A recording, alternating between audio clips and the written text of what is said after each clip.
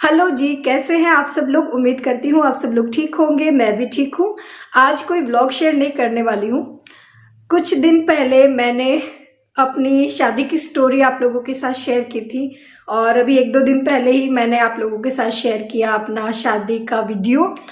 और तो शादी के वीडियो पे तो नहीं, जो शादी की मैंने अपनी स्टोरी शेयर की थी उस पर मेरी एक दो फ्रेंड्स ने, सब्सक्राइबर्स ने मुझसे रिक्वेस्ट की, कमेंट्स किए कि दीदी आप अपनी डिलीवरी स्टोरी, अपनी प्रेगनेंसी स्टोरी भी हमारे साथ शेयर कीजिए।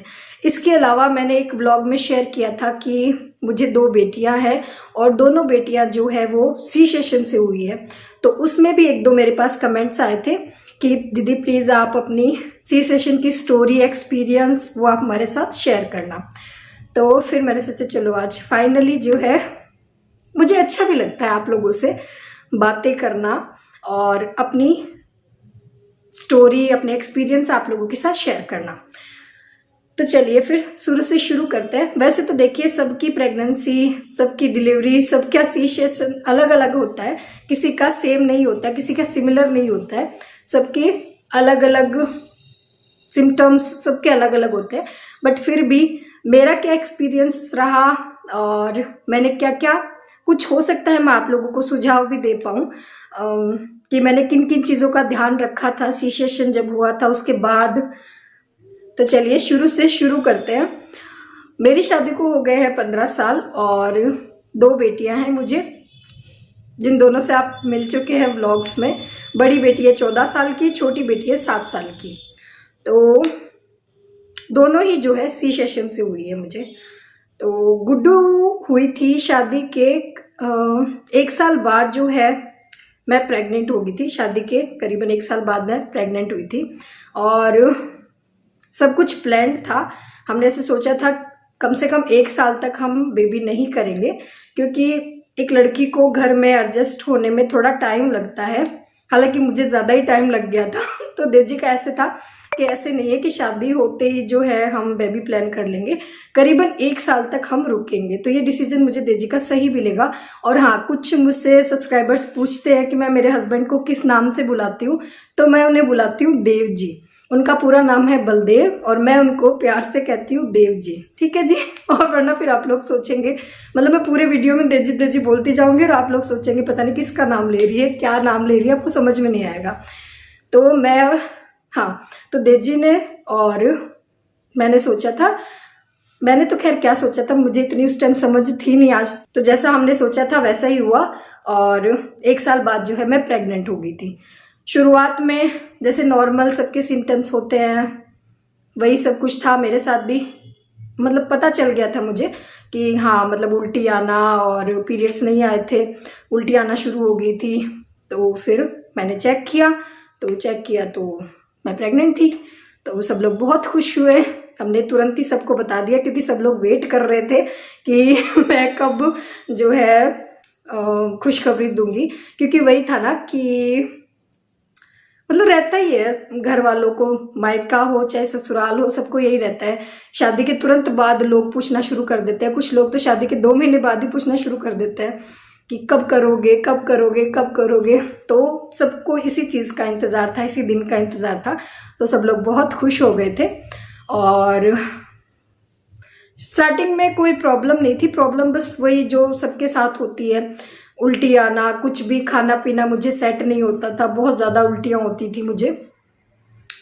पर सिचुएशन ये थी कि मतलब मुझे ऐसा लगा कि वो टाइम भी जल्दी ही मैंने कर लिया, मुझे करीबन 2 साल रुकना चाहिए था। पर आज अगर मैं और देजी इस टॉपिक पे बात करते हैं तो देजी कहते हैं कि क्या तू 2 साल बाद खुद को चेंज कर लेती। मुझे नहीं लगता कि तुझे तो करीबन 10 साल लग गए हैं, 10-12 साल लग गए हैं खुद को चेंज करने में। तो 2 साल बाद भी तेरी हालत ऐसी रहती है। और मेरी हालत ऐसी क्या थी, मेरी हालत ऐसी थी जैसे मुझे उल्टियाँ होती थी, ठीक है। और काफ़ी चीज़ों में मुझे मतलब उल्टी आती थी देख के, जैसे कि रोटी मुझे अच्छी नहीं लगती थी, गेहूं की रोटी की मुझे बदबू आती थी। और घर पे डेली खाने में यही बनता था, गेहूं की रोटी, तो मुझे उसकी बदबू आती थी। और मैं खाना नहीं खाती थी, ना मैं नाश्ता करती थी, ना मैं खाना खाती थी, ना मैं रात को खाना खाती थी। और मतलब सबका खाना मैं बना देती थी पर मैं खुद खाना नहीं खाती थी। और मेरी मम्मी जी मुझसे पूछते कि तूने खाना खा लिया, तो मैं उनको कह देती हाँ मैंने खाना खा लिया। तो उस वजह से क्या हुआ कि वो वीकनेस मुझ में थोड़ी थोड़ी मुझे फील होती थी, क्योंकि उल्टियाँ होती थी और पेट में कुछ जा नहीं रहा था।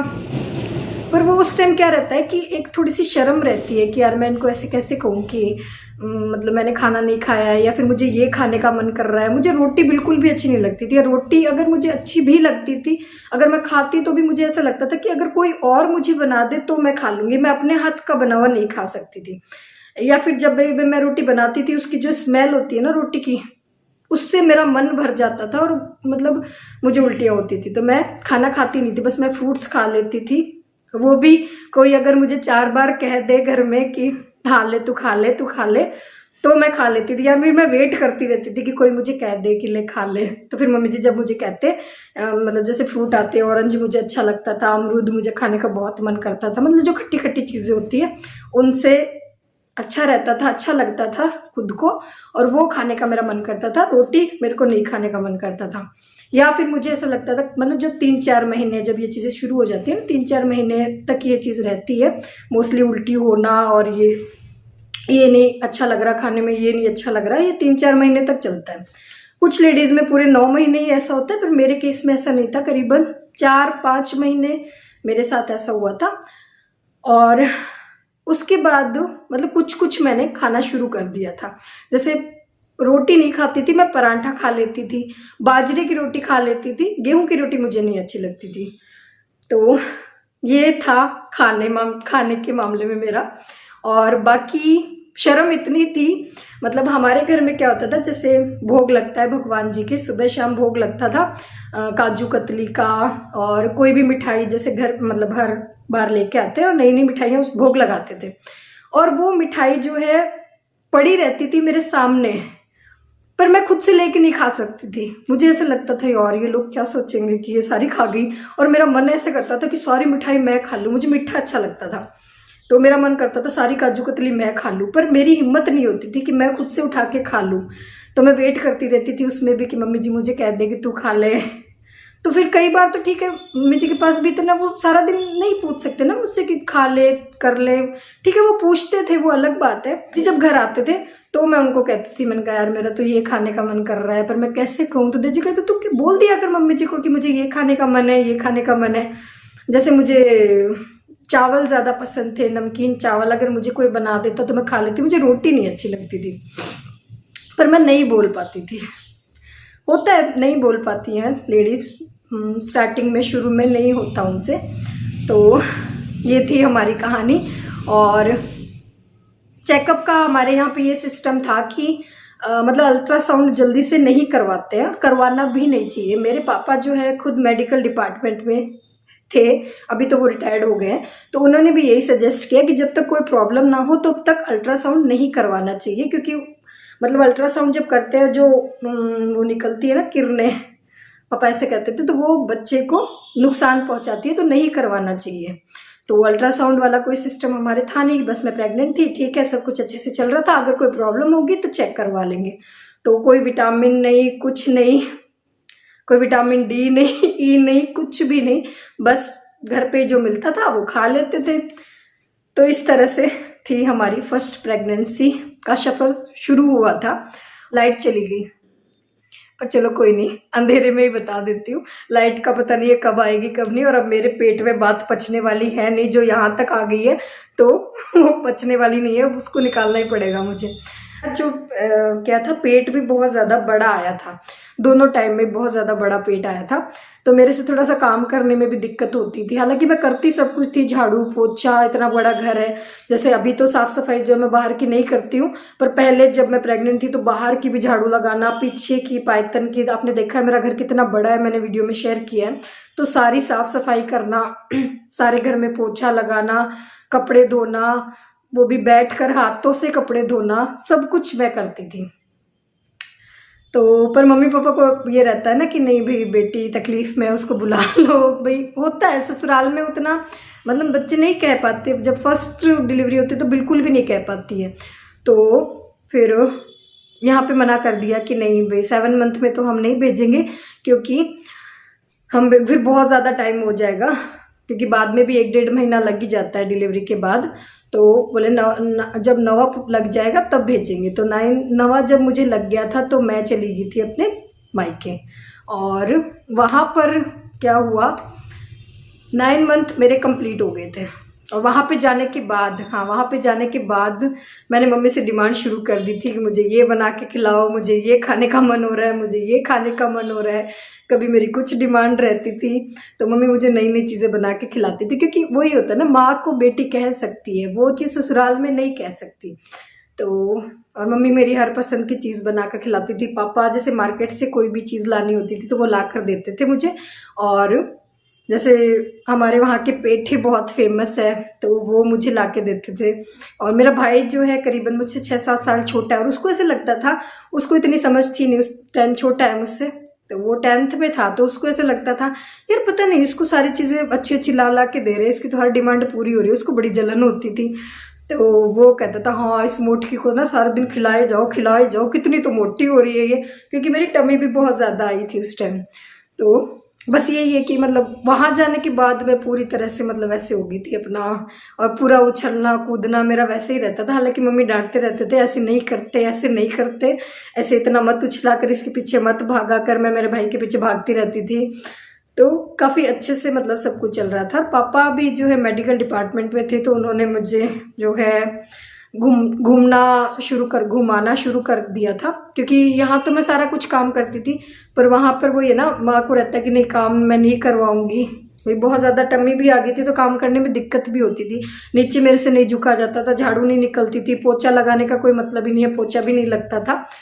हालांकि मैं कोशिश करती थी ताकि नॉर्मल डिलीवरी हो जाए, तो पर मम्मी नहीं लगवाते थे। तो पापा ने क्या किया, मुझे घुमाना शुरू कर दिया, वॉक करवाना। करीबन आधा घंटे वो मुझे वॉक करवाते थे, अपने साथ घुमाने लेकर जाते थे।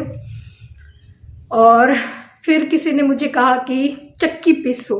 हमारे यहाँ पर ऐसे होता है कि जब डिलीवरी होने वाली होती है तो चक्की पिसवाते हैं, आटा चक्की होती है ना वो पिसवाते हैं। वो कहते हैं ऐसे ऐसे पीसोगे उससे, तो उससे क्या है जो बच्चा डिलीवरी होती है वो नॉर्मल हो जाएगी। तो बहुत कोशिश की थी मैंने, करीबन 1 महीने मैंने और चक्की पीसी थी। मेरे हाथ में ये देखो यहाँ पर उसका अभी तक वो निशान भी है। यहाँ मतलब वो हो गए थे मेरे टाइट, मतलब अगर आप कोई हैवी ऐसे काम करते हैं भारी तो वो नहीं हो जाती स्किन टाइट सी, वैसे हो गई थी मेरी चक्की पीसने से। तो मैंने करीबन 1 महीने तक जो है आटा पीसा। और मतलब मम्मी जो है चींटियों को वो आटा डाल देती थी मुझसे पिसवा के, क्योंकि खाने वाला तो वो आटा नहीं होता था, बहुत महीन नहीं पीसते, मतलब हल्का हल्का पीस के, और वो चींटियों को दाना डालने के लिए मैं उतना सा पीसती थी, मतलब इतनी एक्सरसाइज हो जाए मेरी। पर कोई फ़ायदा नहीं हुआ, मतलब मैंने घुमाई की, पूरे 9 महीने मैंने काम किया, मैंने चक्की पीसी, कोई फ़ायदा नहीं होता वही है जो लिखा हुआ होता है। मैं तो यही मानती हूँ। ठीक है, देखिए करना चाहिए, काम भी करना चाहिए, एक्सरसाइज भी, आजकल तो बहुत सारी एक्सरसाइज भी चल गई है। आजकल लेडीज़ एक्सरसाइज भी करती है जो प्रेग्नेंट होती है। बट मैं अपना एक्सपीरियंस बता रही हूँ, मुझे कोई फ़ायदा नहीं हुआ इन सब चीज़ों से। फिर 9 महीने और करीबन 18 दिन बीत चुके थे, कोई मूवमेंट नहीं था ऐसा कुछ भी कि हाँ मतलब ऐसा कोई दिख नहीं रहा था कि नॉर्मल डिलीवरी वाला कुछ भी। मैं हर बार जाती हॉस्पिटल, और मतलब जो डॉक्टर थे वो सब जान पहचान के थे, क्योंकि मेरे पापा खुद भी मेडिकल डिपार्टमेंट में हैं, तो वो सब जान पहचान के थे। तो जब भी मैं जाती डॉक्टर अंकल के पास चेक करवाने, तो वो कहते बेटा अभी तो बहुत टाइम है, अभी कोई मूवमेंट नहीं है, कोई हलचल नहीं है, चले जाओ। फिर क्या हुआ, 9 महीने और करीबन 18-19 दिन ऊपर हो गए थे, फिर भी कोई मतलब वो चीज़ नहीं थी। तो फिर डॉक्टर को भी थोड़ा सा टेंशन हो गई, तो उन्होंने पापा को कहा कि अल्ट्रासाउंड करवा लो एक बार, कल को कोई दिक्कत ना हो जाए। तो पहले तो हमने वेट ही किया था, मतलब पापा ने बहुत वेट किया कि नहीं सी सेशन नहीं करवाएंगे, वेट कर लेंगे, लाइट आ गई, सी सेशन नहीं करवाएंगे, वेट कर लेंगे, पर कोई फ़ायदा नहीं हुआ। 18 दिन 20-21 दिन ऊपर हो गए थे, और फिर फाइनल ये डिसीज़न हुआ कि सी सेशन ही करवाना पड़ेगा। और उसमें जो है मुझे लगता है कि मेरा भी सबसे बड़ा हाथ था। मेरा हाथ ऐसे था कि जब मैं लास्ट मेरा चेकअप करवाने गई थी, जब 9 महीने और करीबन 1 हफ्ता मुझे हो गया था और मैं चेकअप करवाने गई थी हॉस्पिटल में, तो जो डॉक्टर थे वो आए नहीं थे, वो थे उसमें लेबर रूम में और कोई डिलीवरी हो रही थी वहाँ पे वो थे। तो जब डिलीवरी हो रही थी तो वो जो लेडी थी वो बहुत ज़्यादा चिल्ला रही थी, उसको दर्द हो रहा था, बहुत ज़्यादा वो चिल्ला रही थी। तो उसको देख के मैं इतना डर गई थी, हालांकि मैंने उसको देखा नहीं था, मैं लेबर रूम के बाहर ही बैठी थी, वेट कर रही थी डॉक्टर अंकल का। और मैं इतना देख के उसको सुन के इतना डर गई थी मैं कि मैंने उसी टाइम बोल दिया था भगवान जी को, हे भगवान जी प्लीज़ मुझे नॉर्मल डिलीवरी नहीं चाहिए, मुझे ऑपरेशन करवा दो मेरा। और मुझे ऐसा लगता है मेरा जो है डायरेक्ट ऊपर वाले से कनेक्शन है, मतलब मैं जो भी कहती हूँ ना वो हो जाता है, मतलब मुझे ये फील आती है। तो मतलब सारे मतलब ये चीज़ था कि नहीं नॉर्मल हो जाएगा, नॉर्मल हो जाएगा। और उस टाइम जो है मैंने ये चीज़ बोल दी कि हे भगवान मुझे नॉर्मल बच्चा नहीं चाहिए, मुझे ऑपरेशन करवा दो। और कुछ वो था कि हॉस्पिटल जो था ना वो गवर्नमेंट हॉस्पिटल था, तो वहाँ पर जो नर्सेज होती है ना, मतलब गवर्नमेंट हॉस्पिटल था। और हमारा जो गांव है वहाँ पर एक बड़ा हॉस्पिटल वही है, उसके आसपास जो भी गांव है वहाँ पर कोई भी बड़ा हॉस्पिटल नहीं है। तो जो भी आसपास की जो भी औरतें हैं वो उसी हॉस्पिटल में आती है।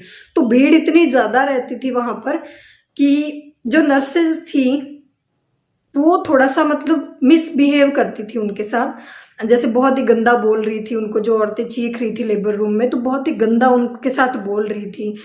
तो हालांकि वो मेरे साथ नहीं होने वाला था क्योंकि मेरा तो वो थोड़ा अलग सिस्टम था। मेरे पापा मतलब वहीं पे थे हॉस्पिटल में ही, तो उस वजह से मेरे साथ तो वो चीज़ नहीं होती, पर उन औरतों के साथ वो चीज़ हो रही थी। तो मेरा मन में ये डर बैठ गया था। मैंने कहा यार ये कल को इनको आज ऐसे कह रही है, कल को मुझे भी ऐसे ही कहेगी जब मुझे ऐसे होगा। तो मैंने तो उसी टाइम हाथ जोड़ लिए थे, मैंने कहा हे भगवान मुझे नॉर्मल डिलीवरी नहीं चाहिए, मेरा ऑपरेशन करवा दो। तो शायद भगवान ने उस टाइम मेरी सुन ली। और मुझे पता नहीं था ना कि नॉर्मल डिलीवरी में क्या होता है। और हालांकि मैंने सुन रखा था सबसे, जैसे मम्मी बताते हैं कि नॉर्मल डिलीवरी बहुत मुश्किल होती है, ज़मीन आसमान एक हो जाते हैं, इतना दर्द होता है। वो उस टाइम मैंने सुन भी लिया, देख भी लिया। और उससे पहले जो है जब मेरी दीदी प्रेग्नेंट हुई थी, मेरी बड़ी दीदी हैं, तो उनकी डिलीवरी जो है हमारे घर पे ही हुई थी। तो उनको भी मैंने देखा था, वो बहुत तकलीफ में रही थी, करीबन 12 घंटे उन्होंने दर्द झेले और उसके बाद जो है बच्चा आया था। तो बस उस टाइम जब मैंने दीदी को रोते हुए देखा था तब मुझे यही हुआ था। तब तो मैंने ये सोचा था मैं कभी शादी नहीं करूँगी, मैं कभी बच्चा ही नहीं करूँगी। और चलिए वो तो मजाक की बात है, उस टाइम मुझे मैं इतनी समझ में नहीं थी। मैं शायद 12th में थी या 10th में थी, 12th में थी शायद मैं। तो जब दीदी को रोते हुए देखा, मैंने इतनी तकलीफ़ में देखा, मुझे यही हुआ कि मैं कभी शादी नहीं करूँगी, मैं कभी बच्चा नहीं करूँगी जब इतनी तकलीफ़ होती है। पर फिर बाद में और जब मैंने उस लेडी को लेबर रूम में और चिल्लाते हुए देखा तो बस यही था कि मेरा ऑपरेशन कर दो भगवान किसी भी तरीके से। तो फाइनली भगवान ने मेरी सुन ली और डॉक्टर अंकल ने मुझे कह दिया कि इसके नॉर्मल डिलीवरी नहीं हो सकती। कोई पेन शुरू नहीं हो रहे थे किसी भी तरीके से। और बच्चे का जो अंदर जो पानी होता है जिसपे बच्चा रहता है तो वो पानी जो है सूख चुका था मेरे, क्योंकि टाइम बहुत ज़्यादा हो गया था। तो फिर फाइनल डिसीजन यही निकाला गया कि इसका सी सेक्शन कर दिया जाए। तो फिर डॉक्टर अंकल ने पापा को बोल दिया था कि अगर आप बोलो तो सी सेक्शन कर देते हैं। तो फिर पापा ने कहा नहीं ऐसे कैसे, पहले मैं ससुराल में पूछता हूँ इसके। तो फिर मेरे पापा ने पापा जी को फ़ोन किया, तो पापा जी ने भी यही कहा कि देखो भाई अगर नॉर्मल हो जाए तो वो बेस्ट है, वरना फिर देख लो आपको जो सही लगे भाई, बच्चे और माँ के लिए जो ठीक है वो आप ठीक है देख लो। तो फिर फाइनली ये डिसीजन हुआ कि चलो कल मेरा सी सेक्शन होने वाला है। और इधर से जो है देजी भी आ गए थे, उधर मेरे चाचा मेरे पापा सब लोग थे। तो रात को करीबन 7 साढ़े 7 बजे मेरा सी सेक्शन होना था। तो मुझे एडमिट कर लिया गया था शाम को 5 बजे। मैं पूरा रेडी शेडी होके एकदम नहा के अच्छे से फ्रेश होके मंदिर में हाथ जोड़ के भगवान जी की पूजा करके और फिर मैं चली गई थी हॉस्पिटल। मम्मी था साथ थे, मेरे पापा मेरे चाचा मेरी चाची देजी, यहाँ से देजी चले गए थे तो देजी भी मेरे साथ थे। बट उसी टाइम क्या हुआ कि जब सारा प्रोसेस चल रहा था मेरा मतलब जो ऑपरेशन से पहले जो भी किया जाता है सब कुछ, मतलब जो भी दवाइयाँ वगैरह दी जाती है, जो सारा कुछ चल रहा था, तो उसमें क्या हुआ मेरे साथ, मतलब उसी दिन और एक लेडी और ख़त्म हो गई थी, मतलब एक्सपायर हो गई थी वो अपने डिलीवरी टाइम में, ऑपरेशन के टाइम, क्योंकि उसमें खून बहुत कम था और शायद उस वजह से, और वो ख़त्म हो गई। और वो न्यूज़ मेरे कानों तक पहुंच गई कि एक लेडी ख़त्म हो गई है। बस मतलब मैं पहले बहुत ज़्यादा खुश थी, मैंने कहा हाँ चलो अब ठीक है, ऑपरेशन हो जाएगा, बच्चा आ जाएगा हाथ में और सब ठीक है। बट उसी दिन ये चीज़ हुई, तो वो नर्सेज वगैरह बात कर रही थी कि ऐसे ऐसे एक लेडी एक्सपायर हो गई है। तो बस मैं बहुत ज़्यादा डर गई थी। फिर जैसे ही मुझे ऑपरेशन थिएटर में के अंदर लेके जा रहे थे, तो देजी ने मेरा से हाथ पकड़ा हुआ था और मैं देजी को क्या बोल के गई मैंने कहा यार अगर मुझे कुछ हो जाए तो प्लीज़ मेरे बच्चे का ख्याल रखना। देजी ने उस टाइम तो मुझे कुछ भी नहीं कहा। देजी ने कहा हाँ ठीक है, तू जा, सब कुछ अच्छा होगा, टेंशन मत ले। बाद में जब बच्चा हो गया, गुड़बड़ी हो गई, तो देजी बोले यार तेरे को उस टाइम ये बात सोच रही थी, मैं खुद इतना टेंशन में था और तू मुझे और टेंशन दे के जा रही थी। मैंने कहा यार मैं क्या करूँ, मुझे ऐसे सुनने में आया था कि एक लेडी खत्म हो गई। तो बोले वो तो 100 में एक केस ऐसा होता है कि मतलब हो जाता है, बाकी बहुत मतलब कम ऐसा चांस होता है कि ऑपरेशन के मतलब ये जो सी सेक्शन हो और उसमें जो ख़त्म हो जाए, तो ये बहुत कम होता है।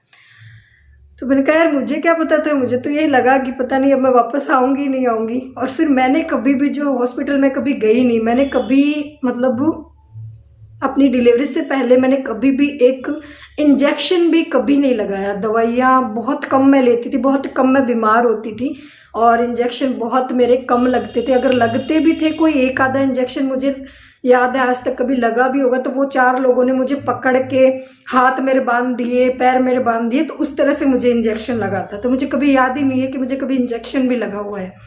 तो फिर तो मैं और ज़्यादा डर गई थी, वो सारे ऊपर लाइटिंग वगैरह सब कुछ देख के, और पूरा मैं उस पर लेटी थी। मैंने कहा यार अब पता नहीं क्या होने वाला है मेरे साथ। मैंने कहा चलो सब भगवान भरोसे छोड़ दो। जब मैंने भगवान से ये चीज़ मांगी है कि मुझे सी सेक्शन करवा दो, तो फिर दूसरे को किसको कहना। फिर उस टाइम क्या चलता था, उस टाइम चलती थी एनेस्थीसिया। और आजकल तो जैसे एनेस्थीसिया बहुत कम हो गई, आजकल तो रीढ़ की हड्डी में इंजेक्शन लगता है। उस टाइम बेहोशी के लिए देते थे एनेस्थीसिया। तो वो डॉक्टर मेरे पास आए और उन्होंने मतलब सारा मुझे चेंज वेंज करवा दिया गया था, सब कुछ हो गया था। और जो भी दवाइयाँ वगैरह देनी होती है, एनीमा वगैरह देना होता है, वो सारे भी कर दिए गए थे। जब मैं 1-2 घंटे पहले हॉस्पिटल में गई थी तब सब कुछ। और डॉक्टर ने कहा था खाना खा के मत आना, भूखे पेट आना है। तो ठीक है, हम लोग चले गए थे। और फिर जब मैं ऑपरेशन थिएटर में थी, तो वो जो एनेस्थीसिया डॉक्टर जो देते हैं वो भी मेरे पापा की जान पहचान के थे डॉक्टर। तो उन्होंने भी, और मतलब उन्होंने देख लिया था कि मैं घबराई हुई हूँ, तो उन्होंने भी बोला मुझे, मतलब सारा ऐसे बोले बेटा घबराओ मत, कोई बात नहीं, बहुत ही नॉर्मल सा ऑपरेशन होता है, इसमें आपको पता ही नहीं चलेगा। फिर उन्होंने बस जस्ट मुझसे पूछा हस्बैंड क्या करते हैं, कितनी पढ़ी लिखी हो, क्या है क्या नहीं, और ऐसे बातें करते करते एक ऑक्सीजन जैसा मास्क होता है वो मेरे मुंह पे लगाया और मुझे बेहोशी आ गई। मुझे पता ही नहीं चला, मतलब पूरा मैं सुन्न हो चुकी थी, मुझे कुछ पता नहीं था क्या होने वाला है क्या नहीं। और 8 बजे करीबन गुड्डू और हो गई थी। तो जब फिर मुझे बाहर लेकर आए ऑपरेशन थिएटर से, तो बस जस्ट मेरी ऐसे थोड़ी सी आंखें खुल रही थी, बाकी मुझे कोई होश नहीं था, मुझे कोई दर्द महसूस नहीं हुआ, कुछ भी मुझे नहीं पता था कब कट हुआ नीचे से, कब कट लगा, मुझे कुछ भी नहीं पता है। तो बड़ा ही अच्छे से मेरे लिए वो इजीली सब कुछ हो चुका था। और जो मैंने सुना था कि बहुत दर्द होता है औरतों को, और तो वो मेरे साथ नहीं हुआ। फिर देजी ने, मैंने पूछा देजी से, मैंने कहा क्या हुआ है, तो देजी ने कहा बेटी हुई। और हम चाहते भी यही थे दोनों कि हमें पहली जो है बेटी हुई है। मैं बहुत बार आप लोगों के साथ शेयर कर चुकी हूँ, मैं बता चुकी हूँ, तो मैं बहुत बस खुश हो गई थी। मैंने एक स्माइल की थी, देजी बताते हैं तूने स्माइल की और तूने आंखें बंद कर ली थी। और फिर करीबन 4-5 घंटे बाद मुझे 4-5 घंटे बाद, हाँ, मुझे थोड़ा थोड़ा होश आना शुरू हुआ था। तब मुझे हल्का हल्का दर्द हुआ था, बाकी मुझे कोई ज़्यादा दर्द महसूस नहीं हुआ था। और फिर मुझे नॉर्मल वार्ड में जो है शिफ्ट कर दिया था। तो वही होता है कि जब ऑपरेशन होता है सिजेरियन होता है तो खुद को इतनी तकलीफ नहीं होती जितनी दूसरों वालों को होती है, क्योंकि खुद से जो है हम कुछ नहीं कर सकते।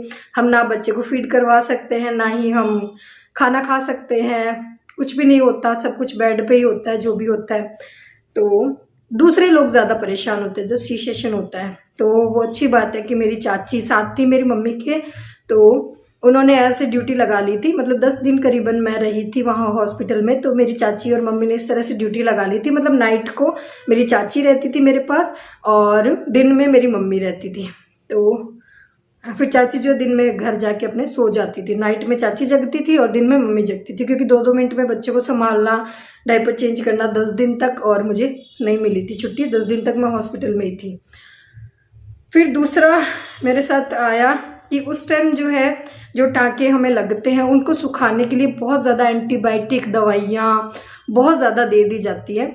तो उस वजह से क्या होता है कि प्यास बहुत लगती है। और गुड्डू हुई थी मेरे जुलाई में, तो उस टाइम जो है गर्मी का सा मौसम रहता है, तो और एक वो दवाइयाँ बहुत ज़्यादा मुझे दे दी गई थी, तो मुझे प्यास बहुत लगती थी। बट पानी नहीं देना था, डॉक्टर ने ये कहा था कि पानी बिल्कुल भी नहीं देना, पानी जो भी जा रहा है मुंह से कुछ भी नहीं देना है, वो ड्रिप से ही जाएगा। ड्रिप लगा रखी थी मुझे, तो बोले वो ड्रिप से ही जाना है, पानी मुँह से बिल्कुल भी नहीं देना है। और मैं चाची से सारा दिन रिक्वेस्ट करती रहती थी, मम्मी से प्लीज़ मुझे 1 ढक्कन पानी पिला दो, मुझे 1 ढक्कन पानी पिला दो, मेरा गला सूख रहा है, मैं मर जाऊंगी, मुझे मेरा गला सूख रहा है। पर वो पानी नहीं देते थे। फिर चाची को मेरे पे से थोड़ी सी दया आ जाती थी, तो चाची रात को जैसे मैं चाची को कहती हूँ, चाची प्लीज़ 1 ढक्कन पानी दे दो, मैं बिल्कुल 1 ढक्कन मुझे पानी दे दो, मेरे को अच्छा नहीं लग रहा है बिल्कुल भी, मैं मर जाऊंगी। तो चाची ने क्या किया, मुझे छोटा सा जो ये ढक्कन होता है ना, बिल्कुल छोटा सा, वो 1 ढक्कन चाची मुझे पानी पिलाती थी। और चाची बोलती अगर यार बेटा तेरे को कुछ हो जाएगा तो सब मेरे पे आ जाएगी। मैंने कहा नहीं नहीं कुछ नहीं होगा, ऐसे करते रहते हैं डॉक्टर, तो आप मुझे पानी पिला दो। तो वो चीज़ मुझे आज भी याद है। फिर दूसरी प्रॉब्लम ये हुई थी कि जैसे बहुत ज़्यादा एंटीबायोटिक दवाइयाँ दी जाती है तो दूध उतरने में थोड़ी सी दिक्कत होती है, क्योंकि वो एंटीबायोटिक इतना दिया जाता है टाँके सुखाने के लिए कि उससे दूध में भी दिक्कत होती है, दूध नहीं उतरता है। पर मेरी चाची इस मामले में जो है बहुत वो थी, एक्सपीरियंस था उनको इस सब चीज़ों का। उन्होंने कहा नहीं, बार बार अगर कोशिश करेंगे और बच्चे को अगर पास में रखते हैं माँ के तो कुछ नहीं होता, दवाइयाँ ज़्यादा असर नहीं करेंगी, मतलब अंदर से जो फील आएगी माँ की बच्चे के लिए, तो उससे जो है अपने आप जो है दूध आना शुरू हो जाएगा। तो जैसे मतलब बार बार चाची मेरे पास ऐसे गुड्डू को सुलाती थी, वो कोशिश करती थी, मुझे तो मतलब सीधा ही लेटी रहती थी मैं, तो मुझे तो साइड भी चेंज करवानी पड़ती थी, सब कुछ वही लोग करवा रहे थे। पर कोशिश उन्होंने अच्छी की और मेरे जो है अच्छे से वो गुड्डू ने फीड करना शुरू कर दिया था। पर जब गुड्डू हुई थी ना तो बिल्कुल पतली सी, कमज़ोर सी, क्योंकि बहुत ज़्यादा एक तो पानी सूख गया था उसका, एकदम से सूखी हुई सी हुई थी वो, लंबी काफ़ी थी, काफ़ी लंबी हुई थी, कलर भी साफ था गुड्डू का, पर थी बहुत कमज़ोर सी। और मेरे को ऐसे लगा यार मैंने तो इतना कुछ खाया था और मेरा बच्चा, मतलब मेरे को हमेशा से अच्छा था, ऐसा था कि मेरा बच्चा जो है ना मोटा मोटा हेल्दी बच्चा होना चाहिए, गोलू मोलू सा। पर गुड्डू जो बिल्कुल अपोजिट हुई थी उससे, क्योंकि मैंने शुरू में 3-4 महीने नहीं खाया था, पर बाद में जो है मैंने काफ़ी अच्छी डाइट ली थी, दूध भी लेती थी, और मम्मी के वहाँ जाने के बाद भी अच्छी डाइट ली थी। यहाँ पे भी मैं और देजी भी मुझे काफ़ी बार मतलब जो है कई चीज़ें छुप छुप के ला के देते थे घर वालों से, क्योंकि मैं कहती थी कि नहीं यार घर वालों को मत बताना, ऐसे अच्छा नहीं लगेगा, वो ऐसे क्या सोचेंगे कि इसको तो नई नई चीज़ें चाहिए होती है, मतलब कुछ चटपटा और सब चीज़ें, मतलब जो मुझे पसंद होता था वो मुझे ला कर देते थे खाने के लिए। पर कोई असर नहीं हुआ, गुड्डू हमारे बिल्कुल कमज़ोर सी और पतली सी, पर थी क्यूट सी, प्यारी सी और हुई थी। तो हाँ जी, फिर दूध वाला भी प्रॉब्लम सॉल्व हो गया था। पर 3-4 दिन बाद जो है क्या हुआ कि ड्रिप मेरी नर्स चेंज कर रही थी और उसमें उसने गलती से जो पता नहीं क्या थी, वो नर्स को उनको पता नहीं था कि वो ड्रिप लगा रही थी और उसमें चली गई थी एयर। तो एयर जाने से मेरे अंदर और वो एकदम से मतलब कंपन शुरू हो गई थी, मैं ऐसे कांपने लग गई थी। और मेरी मम्मी थी दिन में मेरे पास, तो मम्मी ऐसे डर गई, मम्मी को लगा पता नहीं क्या हो गया इसके, क्योंकि मम्मी एकदम से वो ये कि घबरा जाते हैं तो मम्मी मतलब सब पे चिल्लाने लग गई, पता नहीं मेरी बेटी को क्या हो गया, मेरी बेटी को क्या हो गया, देखो देखो। तो डॉक्टर वगैरह सब आ गए थे भाग के हालांकि। और मेरा घर जो है हॉस्पिटल से थोड़ी सी दूर ही था, ज़्यादा दूर नहीं था, थोड़ी दूर था। तो मम्मी ने पास में एक आंटी जी हैं, उनको मतलब वो मेरे बेड के जस्ट पास में ही थी, तो उनको बोला कि आप 2 मिनट इसको संभालो, मैं इसके पापा को बुला कर लेकर आती हूँ। भाग कर पता नहीं किसको क्या हो गया। तो मम्मी इतनी ज़ोर से भागे ना, मतलब मम्मी कह रही है कि मैं इतनी स्पीड से भागी थी कि मम्मी के पैरों में जो है वो जो नसें नहीं होती पैरों की, वो ऐसे फूल गई थी मम्मी की। मम्मी इतनी तेज़ भाग कर जो है पापा को बुला कर लेकर आई कि पता नहीं इसको क्या हो गया इतना। हालांकि जब तक मम्मी पापा वापस आए थे तब तक मैं जो है, और मम्मी को उस टाइम सूझ नहीं रहा था कि मैं इसको छोड़ के जा रही हूँ, पर मम्मी को समझ में भी नहीं आ रहा था कि मैं क्या करूँ, क्योंकि डॉक्टर को भी एक बार समझ में नहीं आया था 2 सेकंड के लिए कि क्या हो गया। 5 मिनट तक वो भी चेक करते रहे कि क्या हो गया क्या हो गया। और फिर पापा आए और पापा ने खूब डांट मचाई वहाँ पे कि आप लोग ध्यान नहीं रखते हो, आप लोग ऐसे करते हो, आप लोग ऐसे करते हो। फिर वही है कि देखिए जो चीज़ हो जाती है यार, गलती डॉक्टर से भी हो जाती है, वो भी इंसान ही होते हैं, वो भगवान नहीं होते। तो उन्होंने माफ़ी वगैरह मांगी, उन्होंने कहा नहीं जी अब ठीक है, हम ध्यान रखेंगे अच्छे से। और कुछ होता यही है ना कि गवर्नमेंट हॉस्पिटल में जो होता है ना, तो गवर्नमेंट में बहुत ज़्यादा भीड़ होती है, तो वहाँ पर इतनी केयर नहीं हो सकती है। और हमारा गवर्नमेंट में करवाने का ये रीज़न था क्योंकि पापा वहाँ पर जो है उनकी थोड़ी सी जान पहचान थी, तो थोड़ा सा अच्छे से केयर हो जाए उस तरीके से। और प्राइवेट अगर करवाते तो प्राइवेट हॉस्पिटल वहाँ पे, जहाँ मेरे मायके में प्राइवेट इतना बड़ा हॉस्पिटल नहीं था जितना गवर्नमेंट जितना बड़ा हॉस्पिटल था। वहाँ पे बच्चों के डॉक्टर भी अलग से थे। प्राइवेट में अगर जाते तो वहाँ इतनी फैसिलिटी नहीं थी, डॉक्टर भी इतने अच्छे नहीं थे, तो इस वजह से गवर्नमेंट में करवाना पड़ा। तो ये हुआ। बाकी फिर मैं गुड्डू को लेकर आ गई थी 10 दिन के बाद, और घर लेके आ गई थी। डॉक्टर ने कहा था घर ले जाओ, और स्टिचेस जो है अभी तो खैर इतना टाइम नहीं लगता, अभी तो 1 हफ्ते में जो है स्टिचेस वगैरह खुल जाते हैं, पर उस टाइम ज़्यादा टाइम लगता था। तो 10 दिन के बाद मैं गुड्डू को घर लेकर आ गई थी। डॉक्टर ने कहा जो स्टिचेस है वो मैं घर पे ही आके खोल दूंगा। और फिर करीबन 2.5-3 महीने तक मेरी मम्मी ने मुझे वापस नहीं भेजा था। मम्मी ने कहा था कि नहीं मैं वापस नहीं भेजूंगी जब तक अच्छे से रिकवर ना हो जाए, क्योंकि कहा जाता है कि कहा क्या जाता है, ये फैक्ट भी है कि अगर ऑपरेशन होने के बाद अगर आप अच्छे से रेस्ट ना करो तो वो हमेशा के लिए, उम्र भर के लिए आपको और पता चलता है। कमर में दर्द होना, काफ़ी चीज़ें ऐसी होती है, तो अगर आप ध्यान ना रखो तो फिर वो आपको झेलना पड़ता है। और वो सारी चीज़ें यही होती है कि मतलब रहता है कि भाई एक मम्मी के वहाँ रहते हैं तो फिर उतना हम काम नहीं करते, और ससुराल में अगर आ जाए तो कोई कहता नहीं है, पर हमें खुद से ही रहता है कि नहीं यार मैं लेटी हूँ, सब काम कर रहे हैं, मैं ये कर लेती हूँ मैं। और सच बताऊँ मतलब 10 दिन के बाद ही सी सेशन में भी ऐसा होता है कि मतलब इतनी ताकत आ जाती है कि उठ के मन करता है ये काम भी कर लूँ, ये काम भी कर लूँ, ये काम भी कर लूँ। बट वो ताकत बॉडी में नहीं होती है, वो सोच में ही आती है हमारी कि हाँ मैं ये भी कर लूँगी, ये भी कर लूँगी, ये भी कर लूँगी। तो फिर मम्मी को पता था कि मेरा नेचर कैसा है, मैं बेड पे पड़े हुए नहीं रह सकती। तो फिर मम्मी ने यही डिसाइड किया कि नहीं इसको नहीं भेजेंगे करीबन 3 महीने तक। तो जब गुड्डू 3 महीने की हो गई थी उसके बाद जो है मैं उसको लेकर आई थी यहाँ पर। हाँ जी, तो ये है गुड्डू के होने की कहानी, किस तरह से सब कुछ हुआ। अब बारी आती है बुलबुल किस तरह से हुई थी। तो बुलबुल का ये था हमारे कि देजी ने मतलब मेरा जैसे ऑपरेशन हुआ था, और हमारे घर में क्या है, मेरे ससुराल में और किसी का ऑपरेशन नहीं हुआ मैं पहली बहू थी जिसका ऑपरेशन से बच्चा हुआ था। तो सबके नॉर्मली डिलीवरी हुई थी, तो सब लोग एक तो डर भी बहुत गए थे, तो देजी भी डर गए थे। देजी सोचे यार पता नहीं अगर उसको कुछ हो जाता तो क्या होता। तो देजी ने यही चीज़ सोच ली थी कि बस एक बच्चा बहुत है, हम दूसरा बच्चा नहीं करेंगे। पर जब गुड्डू 6 साल की हो गई थी तो फिर हमने सोचा कि नहीं यार 2 बच्चे तो कम से कम होने ही चाहिए। मेरा शुरू से ही था कि नहीं 2 बच्चे तो कम से कम चाहिए, चाहे कोई नहीं ऑपरेशन से हो चाहे कोई बात नहीं है, मैं तकलीफ और सह लूँगी। और हालांकि मुझे फर्स्ट वाले में इतनी कोई तकलीफ हुई भी नहीं थी, मतलब आराम से मैं लेटी थी, और स्टिचेस भी मतलब मुझे तकलीफ नहीं होती थी। जब वो ड्रेसिंग करने आते थे तो मुझे कोई भी दर्द महसूस नहीं होता था। तो मतलब मुझे सब लोग कहते भी थे, जैसे मेरे पास के बेड की जो औरतें वो चिल्लाती थी जब उनकी ड्रेसिंग होती थी, तो वो चीखती थी क्योंकि वो सफाई करते थे टाँकों की। बट मुझे इतना कोई दर्द महसूस नहीं हुआ था फर्स्ट में भी, तो मुझे ऐसा था कि कोई नहीं मैं सेकेंड भी कर लूँगी, अगर ऑपरेशन से होगा ठीक है, नॉर्मल होगा तो भी ठीक है। फिर सेकेंड जब बुलबुल हुई तो हमने सोचा, बट वही है ना कि अगर 6 साल अगर आप ले लेते हो तो वो थोड़ा सा कंसीव करना मुश्किल हो जाता है। तो मेरे साथ भी वही प्रॉब्लम हुई थी। और फिर काफ़ी सारी मैंने दवाइयाँ ली, जयपुर की ट्रीटमेंट लिया मैंने डॉक्टर का। और उसके बाद जो है करीबन सोचने के, हमने जिस दिन सोचा था कि हाँ अब हम प्लान करते हैं चलो, तो बट उसके बाद भी 2-3 साल तक और बुलबुल जो है मतलब कोई भी बच्चा मतलब ऐसे मतलब कंसीव नहीं हो रहा था। सेकंड बेबी मेरा हमेशा से था कि नहीं 2 बच्चे तो कम से कम होने चाहिए। तो जब गुड्डू 6 साल की हो गई थी तो मैंने दीदी को समझाया कि नहीं 1 बच्चा और करना चाहिए, कोई नहीं जो तकलीफ़ होगी वो मैं झेल लूँगी। तो फिर दीदी ने कहा ठीक है, पर वो ये टाइम बहुत ज़्यादा ले लिया था हमने, 6 साल का टाइम कोई कम नहीं होता।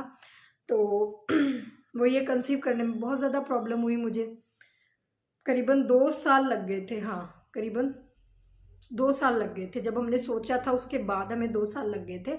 और उसके लिए मैंने काफ़ी ट्रीटमेंट भी लिया था, होम्योपैथी का मैंने ट्रीटमेंट लिया।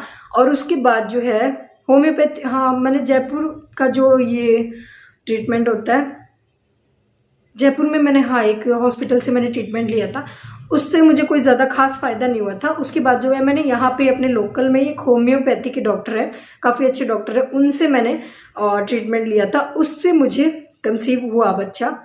पर वो करीबन 1.5 महीने बाद जो है मेरा मिसकैरेज हो गया था। तो उस टाइम मैं बहुत रोई थी, क्योंकि वही होता है ना कि एक हम मतलब वो चीज़ चाहे छोटा सा ही क्यों ना, वो एक जुड़ जाते हैं हम उस चीज़ से। और तो बहुत मेरे लिए मुश्किल हो गया था वो टाइम, तो वो मेरा मिसकैरेज हो गया था। फिर नेक्स्ट हमने फिर से कोशिश की, मैंने कहा चलो सबने मुझे समझाया कोई बात नहीं कोई बात नहीं, क्योंकि काफ़ी लंबा टाइम हो गया है तो थोड़ा सा दिक्कत हो रही है।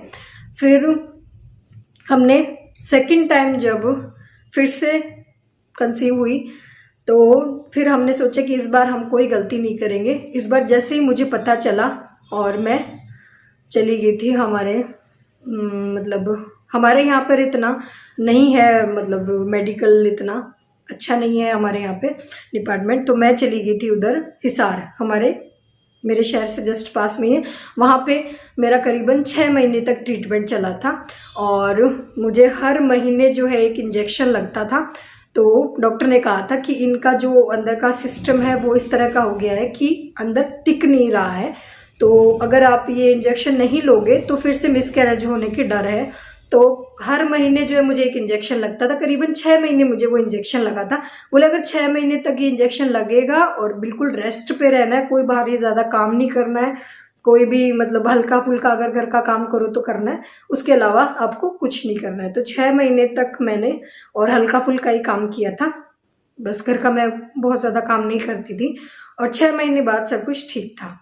और फिर वही हुआ, फिर 9 महीने जब हो गए थे तो सेकंड जो है मेरा डिलीवरी मैंने यहीं पे की थी मेरे ससुराल में, क्योंकि जिन डॉक्टर से मुझे ट्रीटमेंट चल रहा था तो दीदी ने कहा कि रिस्क नहीं लेंगे, वहीं से हम लोग करवाएंगे जो भी सी सेक्शन अगर होगा तो और नॉर्मल होगा तो। हालांकि चांसेस ज़्यादा अगर रहता है, अगर फर्स्ट सी सेक्शन हो तो सेकंड भी सी सेक्शन का ही रहता है।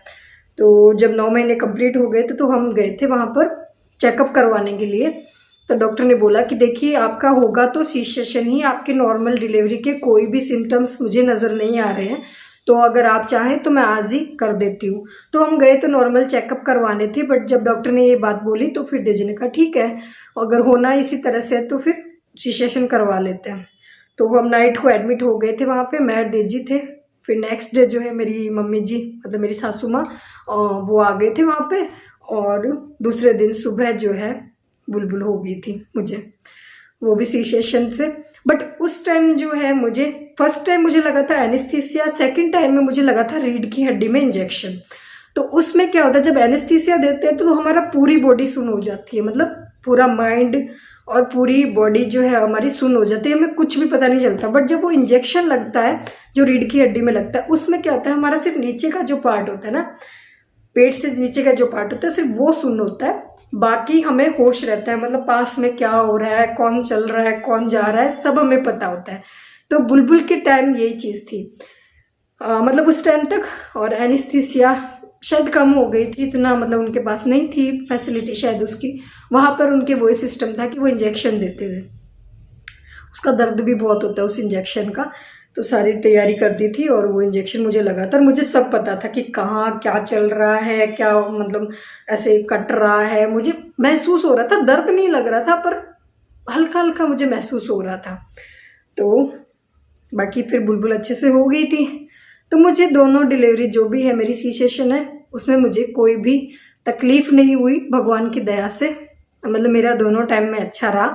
लोग मेरा ये वीडियो देखेंगे और उनमें से काफ़ी गर्ल्स भी होंगी, काफ़ी मैरिड वुमेन है, काफ़ी गर्ल्स भी होंगी और वो ये सोच के मतलब मेरी स्टोरी सुन के ये सोचे कि नहीं सी सेशन अच्छा होता है।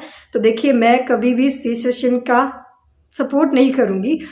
मेरी वो मतलब तकलीफ होती है, देखिए जो चीज़ नॉर्मल तरीके से होती है वो नॉर्मल ही होती है। उसमें क्या होता है नेक्स्ट डे आप सब कुछ नॉर्मल है। पहले जो तकलीफ होती है वो अलग बात है, नेक्स्ट डे सब कुछ नॉर्मल है। आपको कोई रेस्ट नहीं करना होता, बहुत ज़्यादा रेस्ट नहीं करना होता जितना सी सेशन में करना होता है।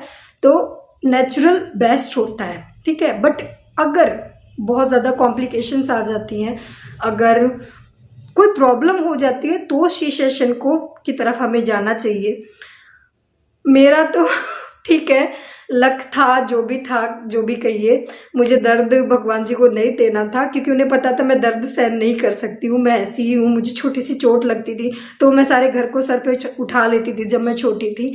तो मतलब मेरे को ऐसे देख के मैं डर गई थी और मेरे शायद यही होना था। तो दोनों बहुत अच्छे से हो गई।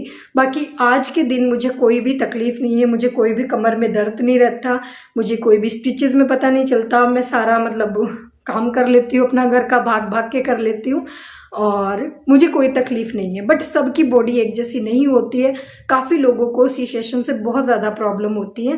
तो कभी भी सी सेशन की तरफ ना जाएं क्योंकि मेरी बहुत सारी फ्रेंड्स हैं, उनसे मैंने सुना है कि जैसे एनेस्थीसिया, मेरी एक फ्रेंड है उसको एनेस्थीसिया दिया गया था, उस पर किसी चीज़ का असर नहीं होता, ना उस पर एनेस्थीसिया का असर हुआ था। उसके भी दोनों बेबी जो है सिजेरियन हुए, तो उसको फर्स्ट टाइम एनेस्थीसिया दिया गया, उसे कोई असर नहीं हुआ था, उसे पूरा होश था।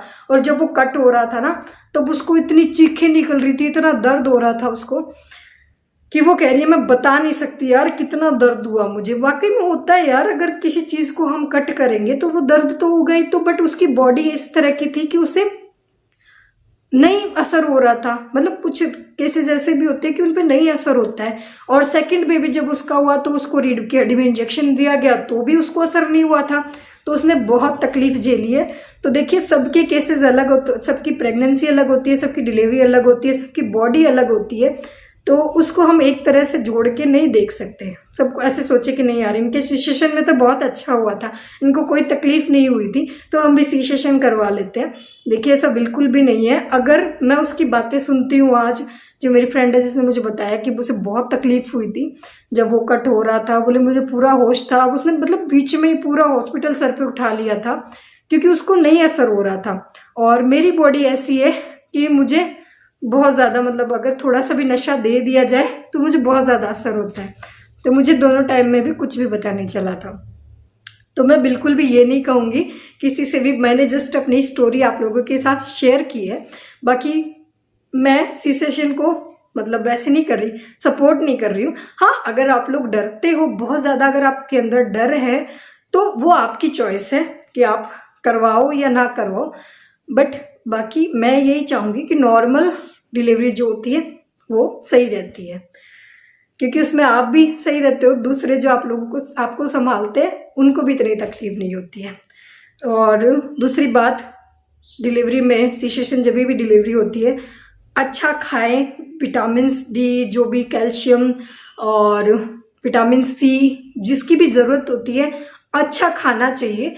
अगर खाएंगे तो बॉडी जल्दी रिकवर कर जाएगी, कोई तकलीफ नहीं होती है। अगर किसी को बाई चांस सी सेशन करवाना पड़ भी जाए तो उसे अपने खाने पीने का पूरा ख्याल रखना है। तो अगर आप ख्याल रखेंगे तो आपको कोई दिक्कत नहीं होगी फ्यूचर में। अगर आप 2-3 महीने अच्छे से खाने पीने का भी ध्यान रखें, अच्छे से रेस्ट भी करें तो कोई दिक्कत नहीं होती है।